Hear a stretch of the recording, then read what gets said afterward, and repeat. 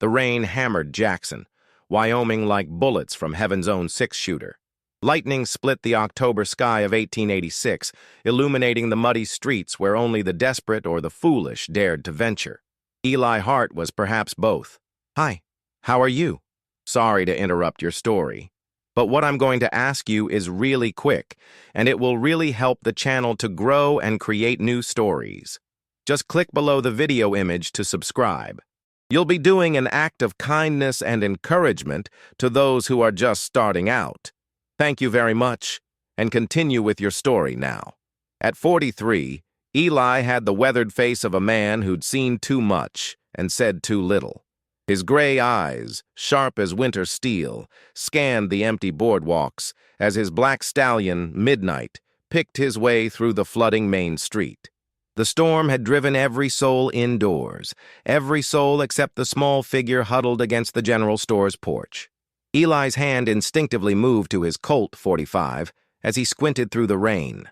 A child, a little girl, no more than 8 years old, sat pressed against the wooden planks, her thin dress soaked through, dark hair plastered to her pale face.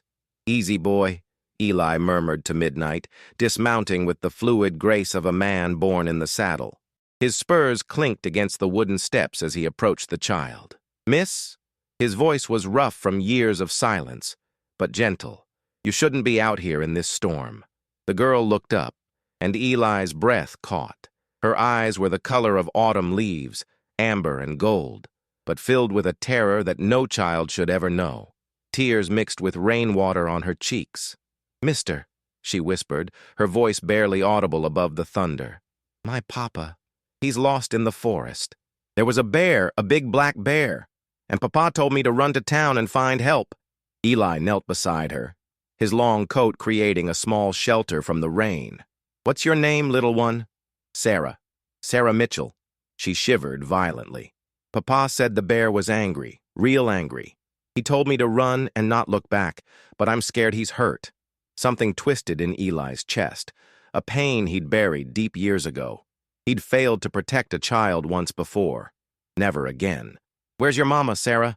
She died last winter. The fever took her." Fresh tears spilled down her cheeks. "It's just me and Papa now, and if something happens to him..."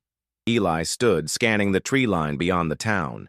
The Teton forest stretched for miles, dark and unforgiving. In this storm, a man could easily lose his way, or worse. "How long has your Papa been gone?" "Since this morning. He went to check our traps and I was supposed to stay home, but then I heard the bear roaring and Papa shouting and I got so scared I ran toward the sounds, but Papa saw me and yelled for me to come to town." The story felt wrong somehow, like a boot that didn't quite fit. Eli had tracked bears for 20 years, and they rarely pursued humans unless cornered or protecting cubs. And why would a trapper leave his young daughter alone during bear season? But the child's fear was real enough. "Come on, Sarah. Let's get you warm and fed." Eli helped her to her feet. "Then we'll figure out how to find your papa." The Jackson Inn's common room was nearly empty, save for a few traveling merchants nursing whiskey by the fire. Martha Henderson, the innkeeper's wife, clucked her tongue when she saw the bedraggled pair. "Lord have mercy, Eli Hart. What have you dragged in from the storm?" "Child needs food and dry clothes, Martha. Her father's lost in the forest." Martha's expression softened immediately. She was a mother of 4 and couldn't resist a child in need. "Of course, dear. Come with me, sweetheart. Let's get you into something warm." As Martha led Sarah upstairs, Eli caught the attention of Tom Bradley, Jackson's sheriff.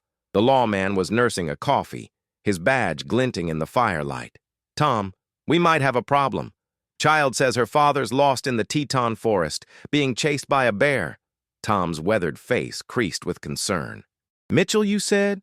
Don't know any Mitchells around these parts? You sure she's local?" "She said they live outside town, trappers maybe." "Eli, I know every trapper within 50 miles of Jackson. Ain't no Mitchell family among them." A chill ran down Eli's spine that had nothing to do with his wet clothes. "You certain?" "Dead certain. Been sheriff here for 12 years. Either that child's confused or she ain't telling the whole truth." When Sarah returned downstairs in borrowed clothes, she looked even smaller and more fragile. Martha had braided her hair and given her a bowl of hot stew, which she ate ravenously. "Sarah," Eli said gently, sitting across from her. "Sheriff Bradley here knows all the families around Jackson. He says he doesn't know any Mitchells." The spoon froze halfway to Sarah's mouth. Her amber eyes darted between Eli and Tom, and for just a moment, Eli saw something that chilled him. Calculation. Then it was gone, replaced by fresh tears. We just moved here last month. Papa said we needed to start fresh after Mama died. We live in a cabin about 5 miles north near Willow Creek." Tom scratched his beard. "I'll ride out tomorrow and check, but in this storm?" "No." Eli's voice was firm. "If there's a man lost in those woods, we can't wait for the storm to pass. Every hour counts." "Eli, you can't be serious. It's suicide to go into the Teton forest in this weather, especially at night." But Eli was already standing, his mind made up. The image of another child, a boy with Sarah's trusting eyes, flashed through his memory. Little Thomas, who died because Eli hadn't been there when it mattered. "I'm going. Tonight." "Mr. Eli," Sarah grabbed his sleeve. "Please find my papa. He's all I got left in this world."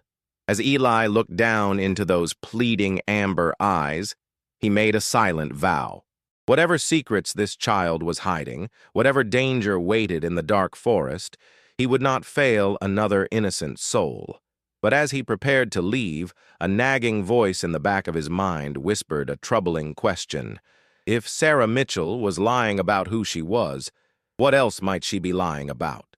The storm raged on, and somewhere in the black heart of the Teton forest, the truth waited like a predator in the shadows. The Teton forest at night was a living nightmare. Ancient pines towered like cathedral spires, their branches interlocking to block out even the storm's occasional lightning. Eli guided Midnight carefully along what might have been a game trail, his lantern casting dancing shadows that seemed to mock his efforts. 3 hours had passed since he'd left Jackson, and the storm showed no signs of abating. Sarah's directions had been surprisingly detailed for a frightened child. Too detailed, perhaps. She'd described landmarks with the precision of someone who'd traveled this path many times. "Follow Willow Creek north until you reach the lightning-struck oak," she'd said, her small hands gripping his coat. "Then head west toward the rocky outcrop that looks like a sleeping giant. Our cabin's in the clearing just beyond."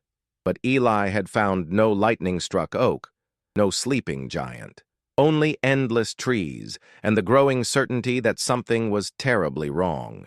Midnight suddenly stopped, ears pricked forward. Eli dismounted, drawing his rifle. In the distance, barely audible above the storm, came a sound that made his blood run cold, a man's scream, raw with terror and pain. Eli tied Midnight to a sturdy pine and moved forward on foot, following the sound. The scream came again, closer now, followed by a roar that definitely wasn't a bear. It was human, a voice raised in fury rather than fear. Through the trees, Eli glimpsed a flickering light. He crept closer, using every skill learned in 20 years of tracking outlaws and wild game. What he saw in the small clearing made him question everything Sarah had told him. A man knelt in the mud, hands bound behind his back. He was middle-aged, with graying hair and the soft build of a shopkeeper rather than a trapper. Blood trickled from a cut on his forehead, and his clothes, a town suit, not wilderness gear, were torn and muddy. Standing over him was another man, tall and lean, wearing a deputy's badge that caught the lantern light. But this wasn't Tom Bradley or any lawman Eli recognized. The stranger held a smoking Colt .45, and his face was twisted with rage. "Where is it, Mitchell?" the false deputy snarled. "I know you took it from the bank. My partner saw you leave through the back door." "I told you," the kneeling man gasped. "I don't know what you're talking about." "I'm just a clerk," the deputy backhanded him viciously. "Don't lie to me. 20,000 in gold coins doesn't just disappear. You and your partner thought you were clever, didn't you?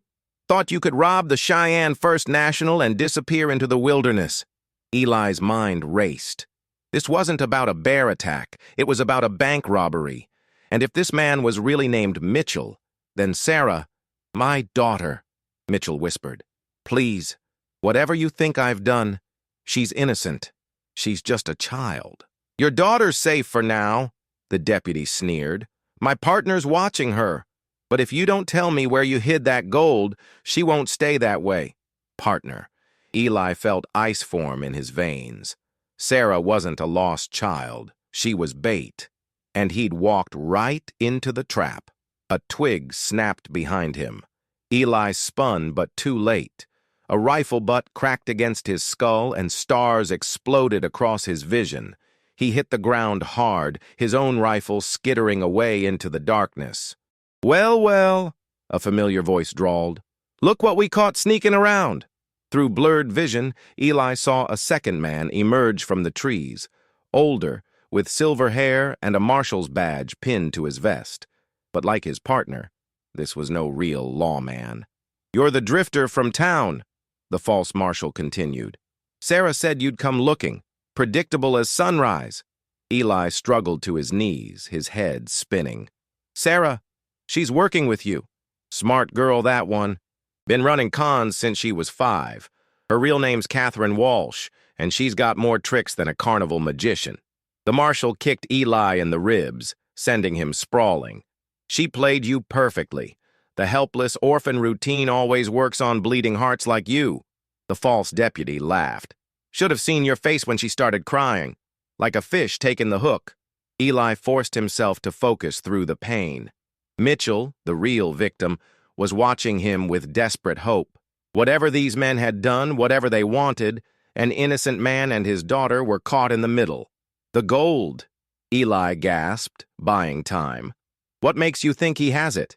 Because, the marshal said, Henry Mitchell here was the inside man at the Cheyenne Bank. He disabled the safe's lock mechanism while his partner, Jake Morrison, created a distraction out front. But when Jake got shot trying to escape, Henry panicked and ran with the gold instead of meeting us at the rendezvous. Mitchell shook his head frantically. You're wrong! I never— Save it! The deputy snarled. We tracked you for 3 days. Found your camp, your supplies, everything. The gold's hidden somewhere nearby, and you're going to tell us where. But Eli was studying Mitchell's face, and what he saw there wasn't guilt. It was genuine confusion and terror. This man wasn't a bank robber. He was exactly what he appeared to be, a frightened father trying to protect his child. You've got the wrong man, Eli said quietly. The marshal's eyes narrowed. What did you say? I said you've got the wrong man. Look at him. Does he look like someone who could plan a bank robbery? His hands are soft, his clothes are store-bought, and he's scared out of his mind. Real criminals don't break that easy. Then explain how we tracked him from Cheyenne, the deputy demanded. Eli's mind worked furiously. Because you followed the wrong trail. The real Henry Mitchell is probably long gone, and this poor bastard just happened to be traveling the same route. For a moment, doubt flickered in the marshal's eyes. Then his face hardened again. Nice try, but we're not buying it. Jake Morrison described Henry Mitchell perfectly. Middle-aged, graying hair, traveling with a young daughter. Descriptions that could fit half the men in Wyoming territory, Eli countered. But there's one way to know for sure. He looked directly at the kneeling man. What's your daughter's real name? Sarah, the man whispered. Sarah Elizabeth Mitchell. She's 8 years old, and she's all I have left since my wife died. The false marshal laughed harshly. Of course that's what he'd say. The girl told him what name to use. But Eli had seen something in the man's eyes when he spoke of his daughter. A love so pure and desperate that it couldn't be faked. This wasn't a criminal protecting stolen gold. This was a father terrified for his child's life. You're making a mistake, Eli said, slowly reaching for the knife in his boot. And when you realize it, that little girl is going to pay the price. Thunder crashed overhead, masking the sound of Eli's blade sliding free. In the flickering lantern light, he caught Mitchell's eye and saw understanding pass between them. Whatever happened next, Eli knew one thing for certain. He wouldn't let another child suffer for the sins of desperate men, even if it cost him his life. The storm raged on, but in the heart of the Teton forest, a different kind of tempest was about to break. The knife flew true, burying itself in the false marshal's gun hand. He screamed and dropped his weapon, blood spurting between his fingers. Eli rolled sideways as the deputy's rifle barked, the bullet splintering bark where his head had been. "Run!" Eli shouted to Mitchell, but the bound man could barely stand. The deputy worked his rifle's lever, chambering another round. Eli dove behind a fallen log as the second shot whistled overhead. In the chaos, he glimpsed Mitchell struggling with his bonds, terror and determination warring on his face.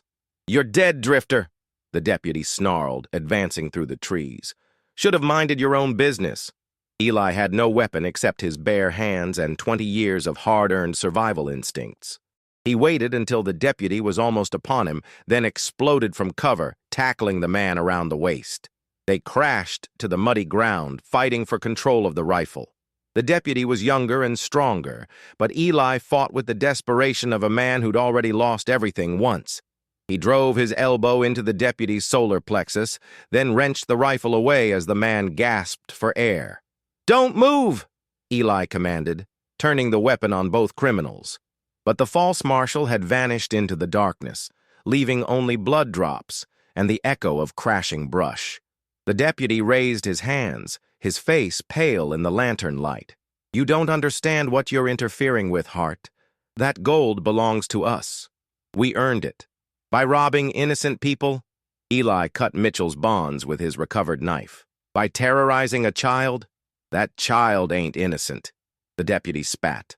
"Catherine Walsh has been running cons since before she could properly talk. Her and her uncle Jake Morrison, they've robbed banks from Kansas to Colorado." Eli felt the world tilt. "Uncle?" "Jake Morrison raised her after her parents died. Taught her every trick in the book. She can cry on command, spin sob stories that would make angels weep, and pick pockets while you're feeling sorry for her." The deputy's laugh was bitter. "She played you like a fiddle, just like she was supposed to." Mitchell rubbed his wrists, wincing. "I don't understand." "My daughter." "Ain't your daughter," the deputy interrupted. "Your real daughter's probably dead, along with your wife. Catherine just studied your family, learned enough to fool you when you were half mad with grief." The words hit Eli like physical blows. Images flashed through his mind. Sarah's too detailed directions, her calculated tears, the way she'd known exactly what to say to manipulate his guilt about failing another child. But something still didn't fit. "If she's working with you," Eli said slowly, "why isn't she here? Why send her to town to fetch help?" The deputy's confident expression faltered. She was supposed to keep you busy until we finished with Mitchell here. Buy us time to get the gold's location. But she told me exactly where to find you," Eli pressed. "She gave me directions that led me straight to this clearing." Silence stretched between them, broken only by the storm's fury. Then Mitchell spoke, his voice hollow with realization. "Because she wanted you to find us. She wanted you to save me." The deputy's face went white. "That's impossible. Catherine's loyal to Jake. He's the only family she's ever known." "Is he?" Eli asked quietly. "Or is she tired of being used by men who see her as nothing more than a tool?" A new voice cut through the rain, young, clear, and heartbreakingly familiar. "Uncle Jake's dead." They turned to see Sarah, Catherine, standing at the edge of the clearing. She looked impossibly small in her borrowed clothes, but her amber eyes held a hardness that belonged to someone much older. "What?" the deputy gasped. "I shot him," Catherine said matter-of-factly. "He was going to hurt Mr. Mitchell's real daughter. She's hidden in the root cellar back at their cabin, scared and hungry. Uncle Jake said we didn't need her anymore once we had the gold, and I knew what that meant." Eli's blood turned to ice. "There's a real Sarah Mitchell?" Catherine nodded. 8 years old, just like I said. Brown hair, green eyes, and she loves her papa more than anything in the world. When Uncle Jake grabbed her, she kept crying for him." Her voice cracked slightly. "It reminded me of how I used to cry for my real parents, before I learned it didn't do any good." "You killed Jake?" the deputy whispered. "He taught me to shoot when I was 6, Catherine replied. "Said every good con artist needed to know how to protect herself. He just never thought I'd need protection from him." The deputy made a sudden move for his hidden pistol, but Eli was faster. The rifle butt caught him in the temple, and he crumpled to the ground, unconscious. "Where's the real gold?" Eli asked Catherine. "There isn't any," she said simply. "Uncle Jake made it all up. He heard about a bank robbery in Cheyenne and thought he could use it to shake down innocent people. We've been living off small cons for months, picking pockets, fake charity collections, sob stories for free meals. Mitchell stared at her in amazement. You saved my daughter. Why? Catherine's composure finally cracked, and tears, real tears this time, spilled down her cheeks. Because she looked at you the way I used to look at my papa before the fever took him. And because I'm tired of hurting people. Eli knelt beside her, his heart breaking for this child who'd been forced to grow up too fast. What's your real name? Catherine Walsh. But I liked being Sarah. Just for a little while, I liked having a papa who cared about me. Mitchell stepped forward, his voice gentle. Catherine, my real daughter is going to need someone to help her through this. Someone who understands what it's like to lose everything. And I could use help raising her, especially someone as brave and smart as you. You'd want me? Catherine whispered. Even after I lied to you? You saved my Sarah's life, Mitchell said firmly. That makes you family in my book. Eli felt something ease in his chest, a pain he'd carried for years finally beginning to heal. He'd failed to save one child long ago, but tonight, he'd helped save two. We need to get to that cabin, he said, standing. The real Sarah's been alone too long. As they prepared to leave, Catherine tugged on Eli's coat. Mr. Hart, will you come visit us sometimes? I'd like to learn how to be good, and I think you could teach me. Eli smiled, the first genuine smile he'd worn in years. I'd like that, Catherine. I'd like that very much. The storm was finally beginning to break, and through the clouds the first hint of dawn painted the eastern sky. In the growing light, three unlikely souls prepared to rescue an innocent child and begin the long journey toward redemption. But their trials weren't over yet. Somewhere in the forest, the false marshal was still alive, still dangerous, and still determined to claim his imaginary prize. The Mitchell cabin sat in a small clearing, its windows dark and unwelcoming in the pre-dawn gloom. Eli approached cautiously, rifle ready, while Catherine and Henry Mitchell followed close behind. The storm had finally broken, leaving the forest dripping and eerily quiet. Sarah, Mitchell called softly. Sarah, it's Papa. A muffled cry came from somewhere beneath the cabin. Catherine pointed to a wooden door set into the foundation, the root cellar entrance. She's down there. Uncle Jake locked her in when we first took your papa. Mitchell rushed to the cellar door, his hands shaking as he lifted the heavy wooden bar. The door creaked open, revealing a small, frightened girl huddled in the corner among sacks of potatoes and preserved goods. Papa! The real Sarah Mitchell launched herself into her father's arms, sobbing with relief. She was indeed 8 years old, with brown hair and green eyes just as Catherine had described. But where Catherine's eyes held premature wisdom and pain, Sarah's held only the innocent trust of a beloved child. I was so scared, Sarah whispered against her father's chest. The bad man said you weren't coming back. He said terrible things. I'm here now, sweetheart, Mitchell murmured, tears streaming down his face. Papa's here, and I'm never leaving you again. Eli watched the reunion with a mixture of joy and sorrow. This was what he'd failed to give his own son. This moment of safety, of a father's protection when it mattered most. But perhaps, in saving this family, he'd found a measure of peace. Catherine stood apart from the reunion, her face carefully neutral. But Eli saw the longing in her amber eyes, the hunger for the kind of love Sarah took for granted. Sarah, Mitchell said gently, I want you to meet Catherine. She's the brave girl who helped save us both. The real Sarah looked up at Catherine with curious eyes. You helped, Papa? Catherine nodded, suddenly shy. I wanted to make sure you got your Papa back. Thank you, Sarah said simply, then did something that made Catherine's breath catch. She reached out and took Catherine's hand. Do you want to be my sister? Before Catherine could answer, a rifle shot cracked through the morning air. The bullet splintered the doorframe inches from Eli's head. Nobody move! The false marshal emerged from the tree line, his wounded hand wrapped in a bloody bandage. His face was twisted with rage and desperation. I've been tracking you all night, and I'm done playing games. Eli pushed the others behind him, his own rifle trained on the marshal. "It's over. There is no gold. Your partner's dead, and your con's been exposed." "Maybe," the marshal snarled.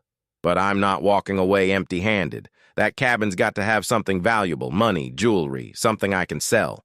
"These people have nothing," Eli said. "They're simple folk trying to make an honest living." "Then they can pay with their lives!" The marshal's rifle swung toward the children. Eli didn't hesitate. His shot took the marshal's center mass, spinning him around. But the dying man's finger tightened on his trigger, and his rifle discharged wildly. Catherine screamed. Eli spun to see her clutching her shoulder, blood seeping between her fingers. She'd thrown herself in front of Sarah Mitchell, taking a bullet meant for the innocent child. "Catherine!" Both Eli and Mitchell rushed to her side as she collapsed. "I'm okay," she gasped, though her face was pale with shock and pain. "Is Sarah hurt?" "She's fine," Mitchell assured her, pressing his bandana against the wound. "You saved her life." "Good," Catherine whispered. "That's what big sisters do, right?" Sarah knelt beside Catherine, tears streaming down her face. "Please don't die. I just got a sister." "I'm not going anywhere," Catherine promised, managing a weak smile. "I've got too much to learn about being part of a family." Eli examined the wound carefully. The bullet had passed through the fleshy part of Catherine's shoulder, painful, but not life-threatening. "You'll be fine," he told her, "but we need to get you to a doctor." As they prepared to leave the cabin, Catherine caught Eli's sleeve. "Mr. Hart, I know I don't have the right to ask, but would you stay? At least for a while? I meant what I said about learning to be good." Eli looked at this remarkable child who'd sacrificed everything to save strangers and felt the last of his old pain finally release its grip on his heart. "I think I could stay for a while. Jackson's a nice town, and I'm tired of drifting." "Really?" Catherine's eyes lit up with hope. "Really? Besides, someone needs to teach you how to shoot properly. That was terrible form when you took down Jake Morrison." Catherine laughed despite her pain. "Uncle Jake always said I was a better actress than a gunfighter." "Well, we'll work on both," Eli promised. "Acting's fine for entertaining folks, but you'll never need to lie to survive again. I give you my word on that."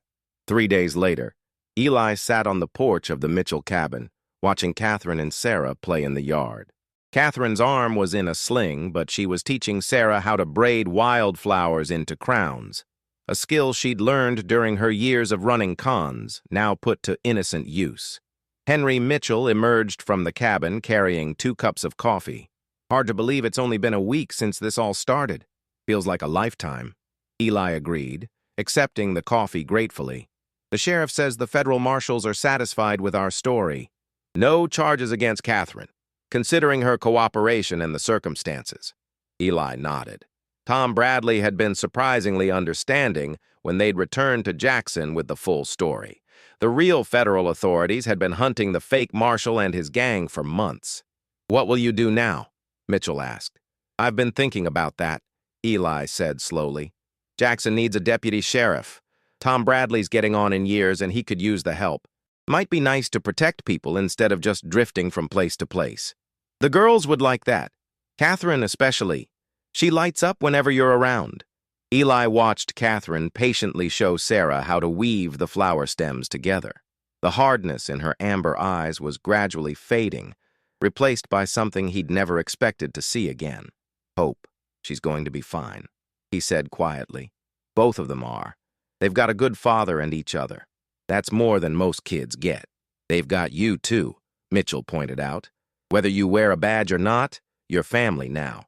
As the sun set over the Teton Mountains, painting the sky in shades of gold and crimson, Eli Hart finally understood what he'd been searching for all these years. Not redemption for past failures, but the chance to build something new, something good. In the yard, Catherine looked up and waved at him, her smile bright as the morning sun. Sarah waved too, her flower crown slightly crooked, but perfect in its innocence. Eli waved back, and for the first time in 20 years, he was exactly where he belonged. The lonely cowboy had found his home at last. "Hello, how are you? Did you enjoy the story? Like, share, comment on which city you're watching from, and subscribe to the channel to help us continue adding new, amazing videos. Thank you very much, and come back often.